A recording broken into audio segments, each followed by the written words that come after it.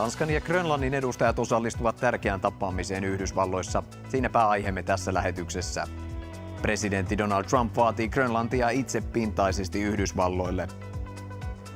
SDP:n ryhmänjohtajan mukaan epäasiallisen käytöksen ilmiö eduskunta-avustajia kohtaan on todellinen ja vakava.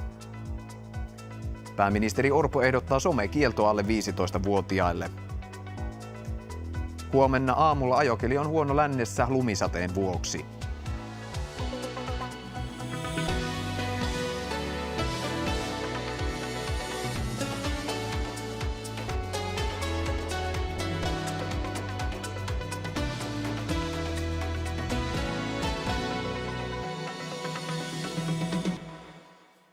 Uutisten aika, hyvää iltaa.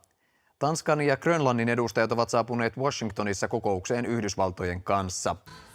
Ja sitten Lauran vuoro kertoa sääennuste.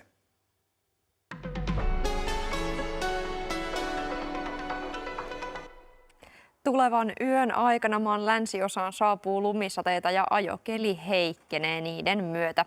Toisaalta viikonloppua kohden sää lauhtuu useita asteita, erityisesti Lapissa. Lauantaiksi jälleen uusia sateita saapuu erityisesti maan pohjoisosaan. Jäätävää tihkua esiintyy sadealueen jälkipuolella.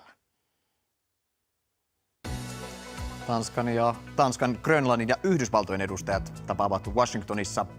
Mitä Suomen ulkopoliittinen johto ajattelee Yhdysvaltojen uhkauksista Grönlannin suhteen? 8:30 uutisissa vieraana on ulkoministeri Elina Valtonen. Näkemiin.